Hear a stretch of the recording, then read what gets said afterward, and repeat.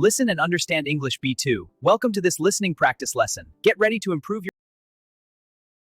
In last week's lecture, I talked about employment and aspects related to it, including contracts, income tax, and so on. However, people are increasingly looking at other forms of earning a living by working for themselves and being in greater control of their working lives. Today, Dr. Corpus and I are going to talk about 3 different ways in which people can work for themselves. They can set up a company, set up a partnership, or they can work as a sole trader. There are important legal and financial matters to take into consideration when choosing one of these structures as a way of doing business in the UK. Firstly, I just want to outline the main differences between these 3 types of business structure, which are to do with tax and registration. Regarding registration, those wanting to set up a limited liability company have to legally register the company with Companies House, the government department responsible for businesses. Limited liability means that if the business fails and the owners owe a lot of money, they only lose the money and goods which are in the business and not their own personal money and goods. This is because the owners of the company are separate from the company itself. On the other hand, a sole trader doesn't need to set up a company. He or she can simply start working without any legal registration. A partnership can be limited or unlimited. An unlimited partnership is just like a sole trader, but with 2 or more partners. In this situation, each partner shares expenses and also income. A limited liability partnership, or LLP for short, is like a limited company because it must be legally registered in the same way. So just to summarize, with limited liability companies and limited liability partnerships, the owners and the company are separate in legal terms, but with simple partnerships and sole traders, the business and the owner are not legally separate. The other main difference is to do with money, both with finding money to start your business and with paying tax. For example, it might be difficult to borrow money from the bank if you're a sole trader, but easier if you have a limited company, as banks trust companies more. Regarding tax, limited companies pay corporation tax, which, unlike income tax, is a tax on business profits, not personal earnings. This is more favorable for companies, as corporation tax is usually less than income tax. On the other hand, with sole traders and partnerships, whether simple partnerships or limited liability partnerships, the owners must pay income tax, which may be higher than corporation tax. Thank you, Dr. Lethbridge, for your introduction. I'd now like to move on to the details of each type of business structure and discuss the advantages and disadvantages of each, starting with the sole trader. This is simply a person who runs a business alone. On the practical side, there's no need to register with Companies House, which means the sole trader is not legally the same as a registered company. The trader can simply choose any name and start trading without paying any fees. There's no need to register an office, so the trader can even work from home. There are also no legal requirements to submit financial accounts to Companies House. As a result, this is the simplest and most straightforward way to start out in business and work for yourself. Another benefit of being a sole trader is that you are your own boss. You don't have to answer to anybody else. You make your own decisions and you don't have to share your earnings with a partner. However, it doesn't mean that you have to do everything alone. You can also employ or give contracts to other people to do work for you, though of course you need to be aware of regulations regarding employing others. So, these are the desirable aspects of being a sole trader, but there are other matters which need careful consideration. When you're in employment, you are taxed at source, which means your employer takes your tax from your earnings every month and sends it to the tax office, so you don't need to worry about it. However, as a sole trader, you are self-employed, which means you are responsible for what you earn, what you spend, and the tax that you must pay. This means you have to complete an annual tax return. This is a document which you send to the tax office once a year showing what you earn from your business and what you spend in running your business. On the positive side, you're only taxed on your earnings after expenses, such as transport, electricity, office equipment and so on. So if you work from home, you can save tax by declaring some of your use of electricity as necessary for your business. Another consideration is that if you earn over a certain amount, you pay a higher rate of income tax, which is higher than the corporation tax rates that companies pay. You'll also have unlimited liability, which means that if you can't pay your business debts, you may lose your house and car to pay for them, as you are your business. Finally, many sole traders find it difficult to take holidays and breaks from the business and find that they spend far more time working than employed people. The typical traders associated with this type of business structure are skilled manual workers such as builders, plumbers and electricians, or professions in which people usually work alone, such as photographers and writers. However, increasingly these days, with the reduction in long-term employment and job security, sole traders are coming from other professions, such as computer programming and even teaching, especially tutoring. Certainly, being a sole trader is a very useful way of starting out in business by yourself. Thank you, Dr. Corpus. The next form of business structure that I would like to discuss is the partnership. There are two kinds of partnership, a simple partnership and a limited liability partnership, or LLP. I'll talk about each of these in turn. Forming a simple partnership is straightforward, like becoming a sole trader, except that you have to agree to work with someone else. A partnership could be between a husband and wife, or two members of the same family, or close friends.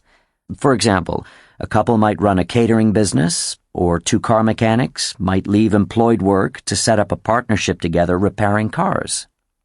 One obvious advantage of this is that if one partner is sick or on holiday, the other partner can carry on the business. And another is that it can be easier for a partnership to borrow money from a bank than it can for a sole trader. Of course, partners usually have an informal agreement to work together, but it's always better to have a formal arrangement to avoid disagreements. As with sole traders, each partner must be registered with the tax office as self-employed and must send in a tax return once a year. In addition, as the partnership is unlimited, all members are responsible for debt, so you and your partners may lose your personal possessions to pay debts if the business fails. The other structure for a partnership is the limited liability partnership, or LLP. This is similar to a simple partnership, as the partners share the income and expenses and also have to pay their own taxes to the tax office, but there are important differences. On the one hand, sole traders and simple partnerships don't have to legally register their businesses. On the other hand, LLPs have to be legally registered with Companies House. This means that at least two of the members are legally responsible for the partnership. They have to make sure that they send accounts to Companies House as well as to the tax office. They also need to send in an annual return, which is a document showing the name, address, and members of the partnership and any changes. If they don't do this, they may go to prison. So it's important to understand exactly what setting up an LLP means. So why should partners enter into a limited liability partnership? Well, usually, an LLP suits certain types of professionals who provide services, such as accountants, lawyers, consultants, and financial service providers. Another reason may be that partners want to do business with larger organizations who would prefer to give contracts to a registered company or partnership. In any event, an LLP offers the flexibility of being in a simple partnership, but also gives the partners protection so that they lose only the money that they have put into the partnership if it fails. However, if the partners earn a lot of money, they will still pay more tax than the owner of a limited liability company. Thank you, Dr. Lethbridge. The last form of business I'd like to talk about is the limited liability company. The owners of a limited liability company are called members or shareholders, as they own shares in the company. A share is a divided up unit or part of the company. All businesses run the risk of failing or going bankrupt. If a business goes bankrupt, it has to close because it owes money and is not able to pay the money back. As I mentioned before, setting up a limited liability company, like an LLP, means that if the company fails or goes bankrupt, the business owners lose only what they have put into the business and not their own personal goods and property. This is the idea of liability, how much a business owes in debt if it can no longer operate and has to close. For example, if a sole trader goes bankrupt, he or she may need to sell his or her own house and possessions in order to pay any debts, because the business is not separate from the owner. With LLPs and limited liability companies, the owners and the businesses are separate, so property and goods owned by the business can be sold to pay debts, but not property and goods personally owned by the members or company shareholders.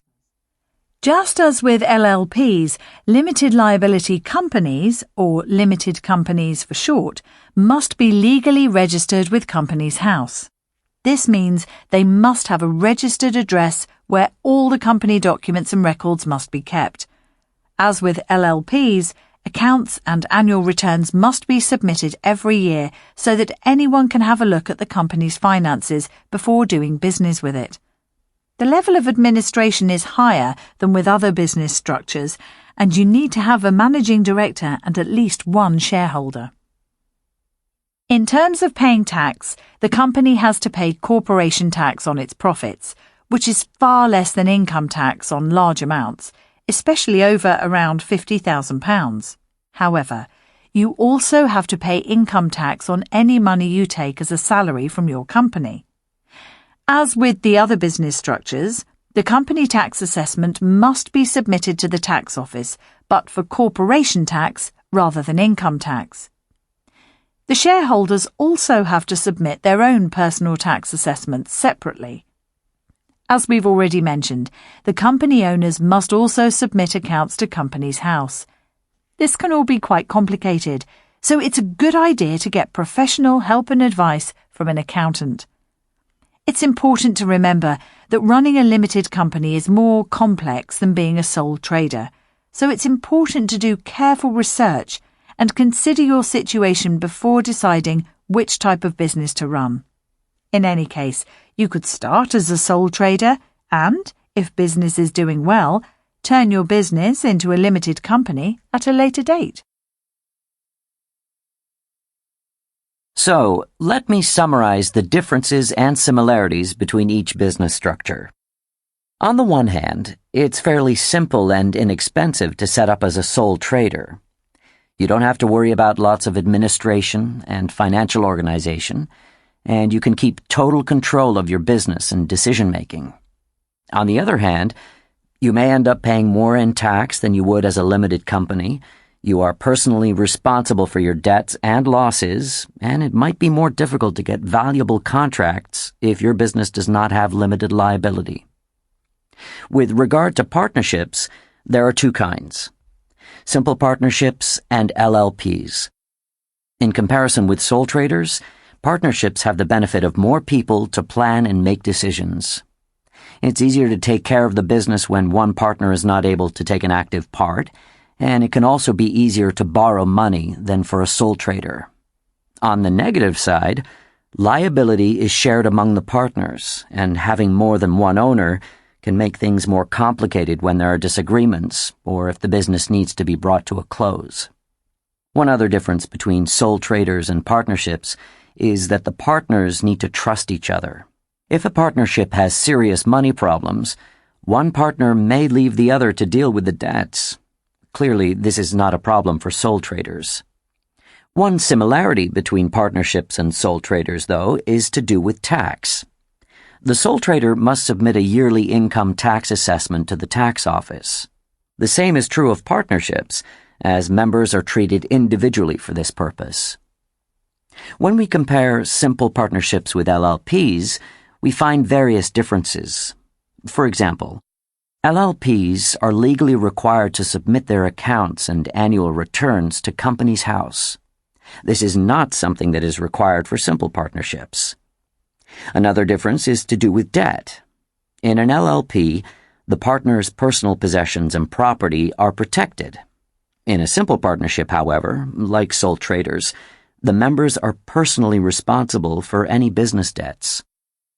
Finally, limited liability companies have two main advantages over simple partnerships and sole traders.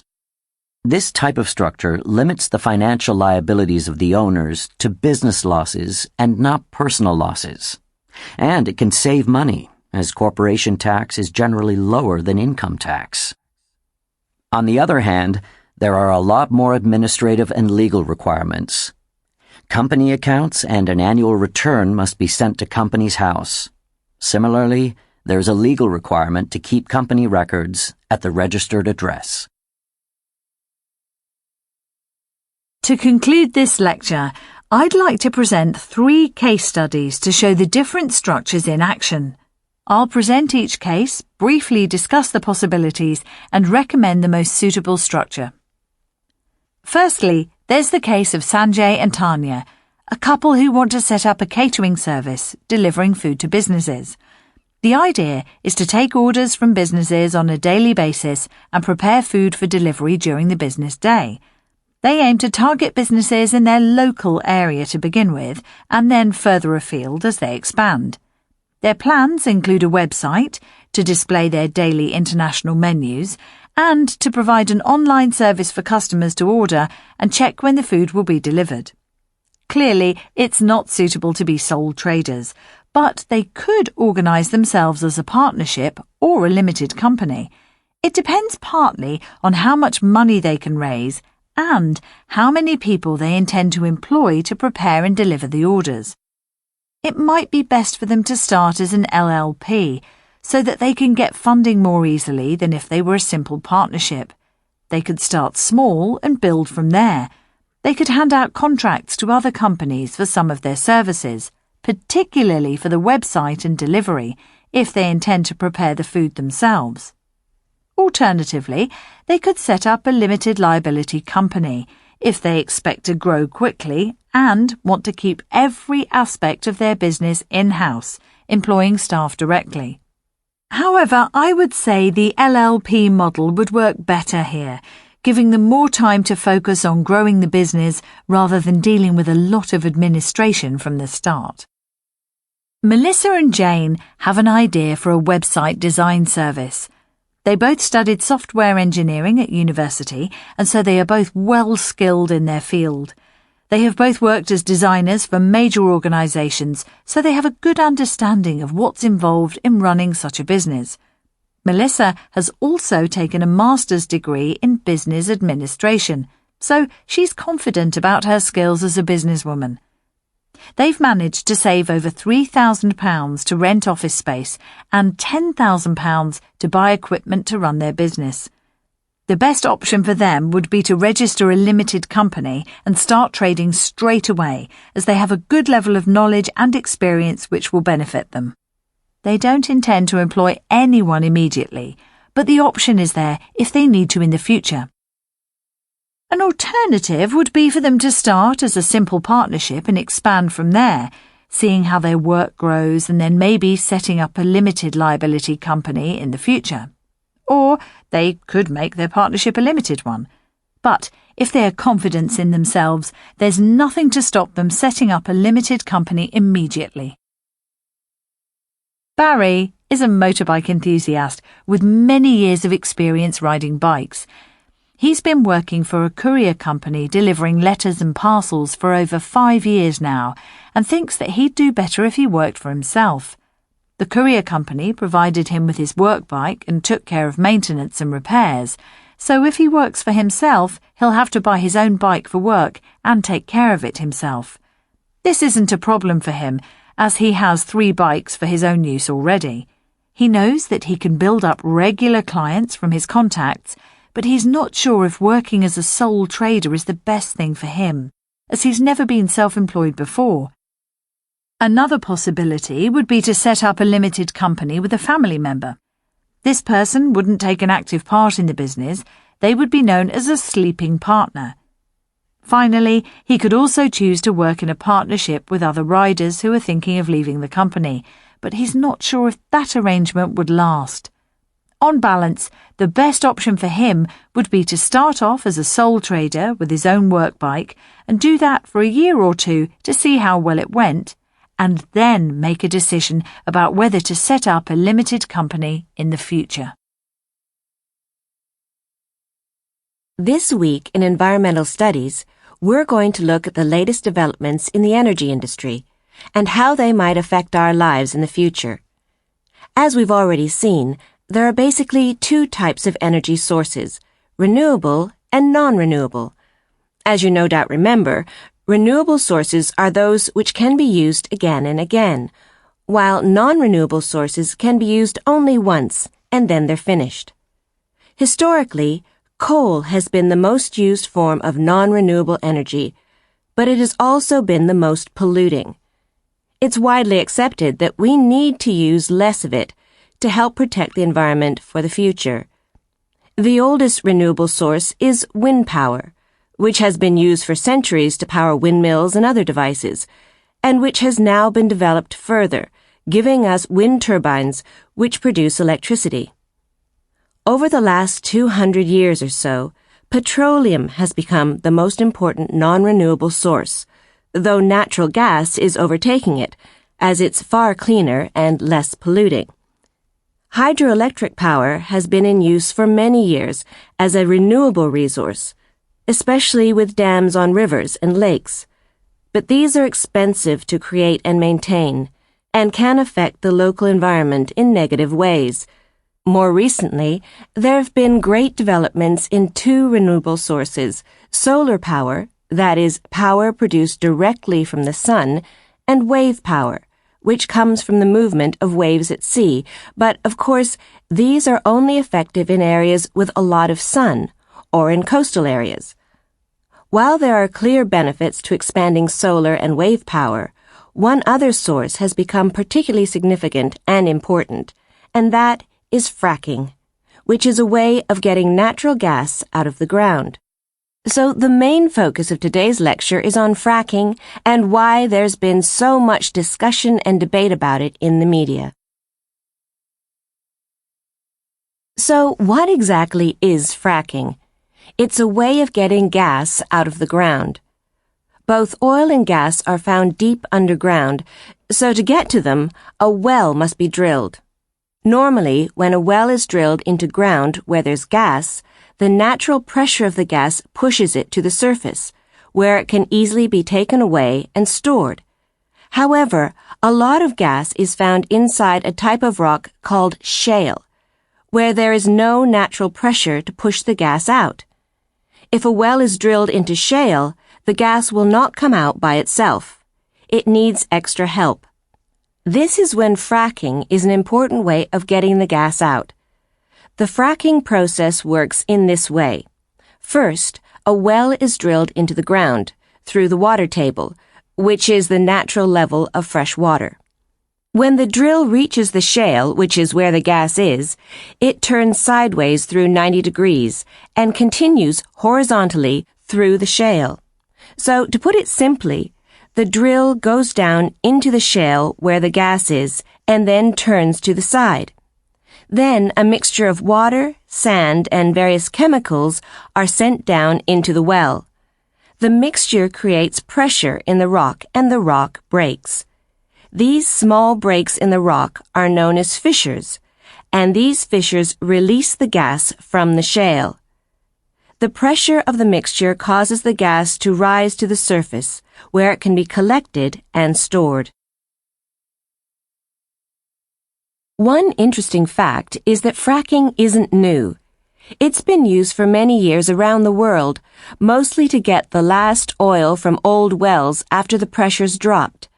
But the process has become much better known with the move to fracking for gas and the search for new fracking sites.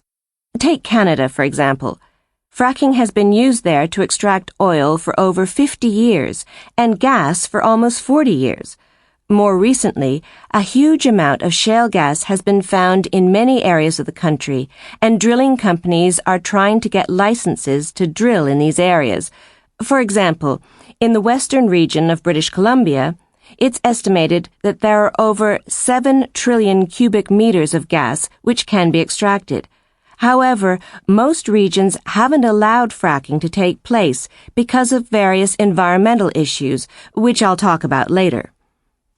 In the USA, the production of shale gas now is around 6 times larger than it was 10 years ago, with more and more licenses being given to companies to drill. As a result, shale gas now provides around a quarter of all gas used in the U.S., and the cost of gas is only around a third of the cost in Europe and a fifth of the cost in Japan. However, because the price has fallen so much, companies are reducing their production and exporting more. As in the USA, production in Australia has grown massively. Although production in Australia was always lower than in the United States, it's over 20 times greater than it was 10 years ago, and now supplies a quarter of Australia's gas requirement. It's also helped Australia to become a major exporter of gas. Billions of dollars are being invested in gas exploration, and Australia may well become the biggest exporter of gas over the next few years. The situation in the UK, however, is quite different. The amount of shale gas in the UK has been estimated to be as high as 400 trillion cubic meters. Although fracking could well provide over 70,000 jobs and attract over £3 billion in investment, very little has been done to develop the industry in the UK. Some estimates say that gas bills could be 5% lower if shale gas is produced in large quantities. However, the main problem for fracking in the UK is the high level of population. While in the USA, there are on average only about 40 people per square kilometre, in the UK, there are almost 250 people, so fracking in any area will affect far more people in the UK. As you've heard, in countries like Australia and the USA, fracking has been increasing because governments see many benefits for energy supply and their economies. I'd like to discuss these benefits now, and then talk about the problems which people have raised about fracking. Well, although increased production of shale gas will make sure that there's always enough gas for people's energy needs and the production of electrical energy, the economic benefit to the consumer is usually seen as more significant. As the supply of shale gas grows, energy prices will come down, and consumers will save a lot of money, according to supporters of fracking. Another important economic consideration is the increase in economic activity and employment that results from the development of fracking wells. When a new area is developed, the local economy benefits, with increases in services to the fracking company. Furthermore, as with all industrial developments, employment opportunities increase, with most new workers recruited from the population in the surrounding area, although many workers from outside the area are also attracted by the new vacancies. Of course, companies often bring their own workers with them when they start a new well. Apart from the economic benefits of fracking, its supporters claim that there are significant environmental benefits as well. Firstly, although burning gas produces carbon dioxide, which is the main greenhouse gas causing global warming, the quantities that it produces are far less than the quantities produced by burning coal and oil. Some people estimate that it produces up to 50% less than the other fuels. Burning coal and oil also produces sulfur and mercury, which can be very dangerous to health if breathed in. Another benefit of fracking is that it reduces the amount of water needed for gas production. There's evidence that gas production through fracking uses half the water needed for coal and 1/10 of the water needed for oil. One final benefit could be its use as a bridge to carbon-free energy. This means that although gas produces carbon dioxide, if gas can replace oil and coal, then the production of carbon dioxide will slow down, and the development of renewable sources of energy can take longer. Despite the benefits of fracking, which its supporters claim, there are clearly various concerns connected with it. Some of these are real, but it's possible that they're not as well-founded as opponents of fracking would have us believe. So, what exactly are these concerns? Well, we can divide them into 3 categories: environmental concerns, health concerns, and economic concerns. To begin with, let's look at the environmental concerns. The first and possibly most significant environmental concern is that despite producing lower levels of carbon dioxide, shale gas is still a cause of global warming, and so it should not be used.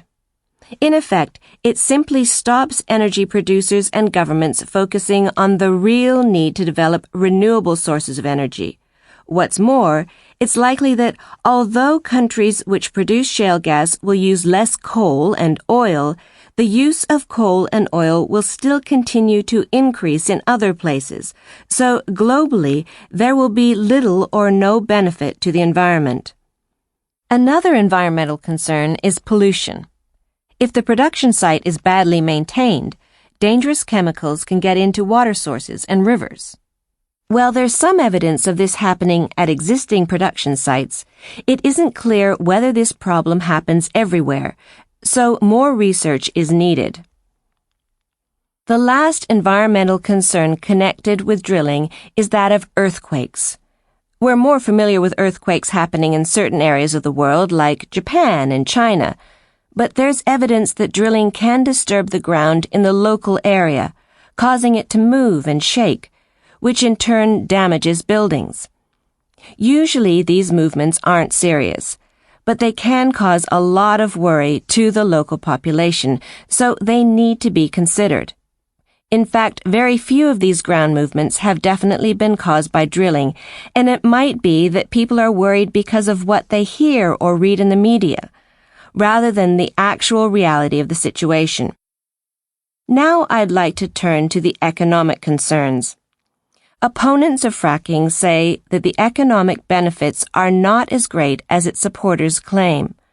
While there's clearly an increase in economic activity in the areas where fracking is carried out, as I discussed earlier, there are often negative effects on agriculture and farming in these areas.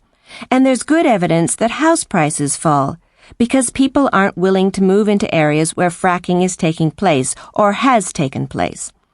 Another economic concern is that gas production can be very high at the beginning of the fracking process, but it can drop quickly, down to as little as 10% in 5 years.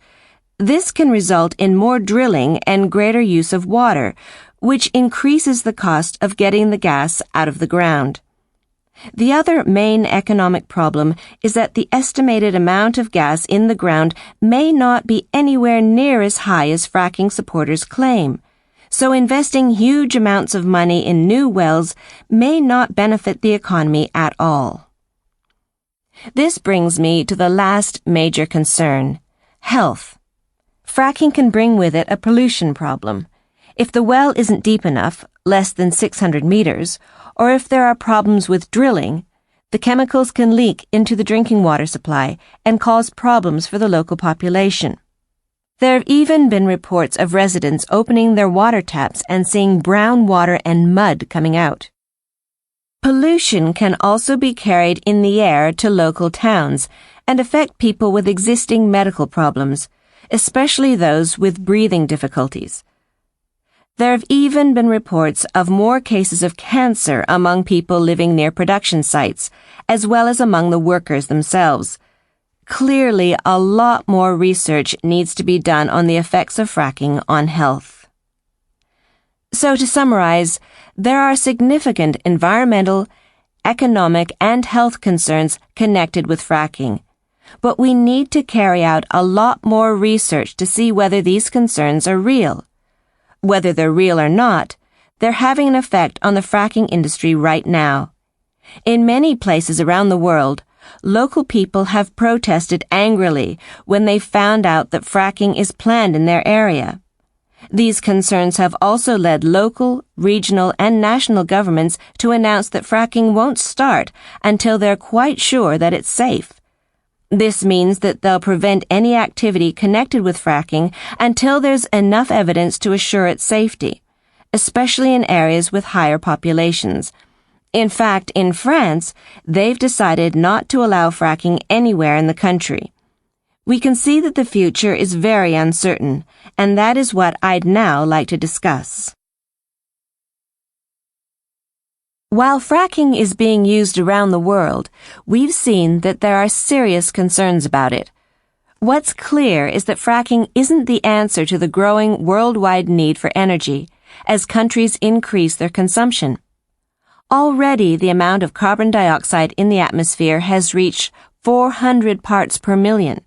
This may not seem very high, but we have to remember that 200 years ago, the level was around 280 parts per million, so it's increased by over a third since then.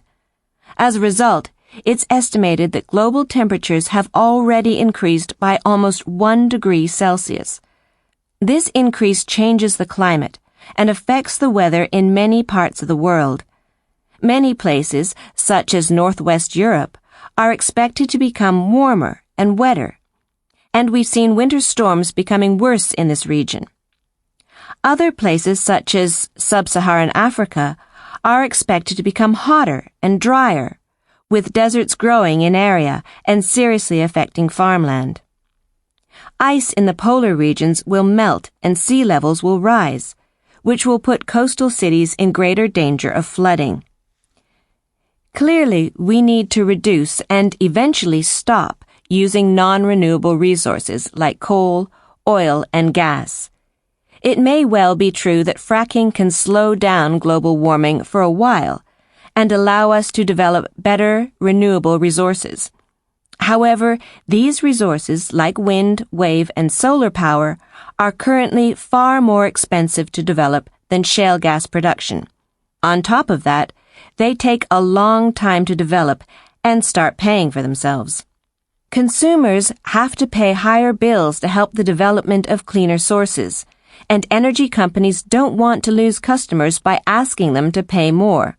Consequently, it's important for international organizations like the United Nations and national governments to support the development of renewable resources. The problem here, of course, is that governments usually think of short-term answers to energy problems and not longer-term ones. They're afraid that if they reduce the production and use of gas and oil, their economies will do worse than other economies, so they don't want to take action to increase the use of renewable sources. As I mentioned earlier, there are many people in different countries like Canada, the UK, and France who don't support fracking, especially if it's going to take place near where they live. Environmental groups also oppose fracking, not just because they want to protect people living in areas where fracking is planned, but also because they see fracking as part of the old way of doing things, like burning coal, oil, and gas, and increasing global warming. They want to see continued action and are trying to persuade governments to develop wind, wave, and solar power, as well as other renewable forms of energy, to fight global warming and ensure the supply of energy in the future. Certainly, coal, oil, and gas will run out one day, and if we haven't developed other forms of renewable energy, we'll then have serious problems with supplying energy to the growing world population, and the problems of fracking will seem relatively unimportant.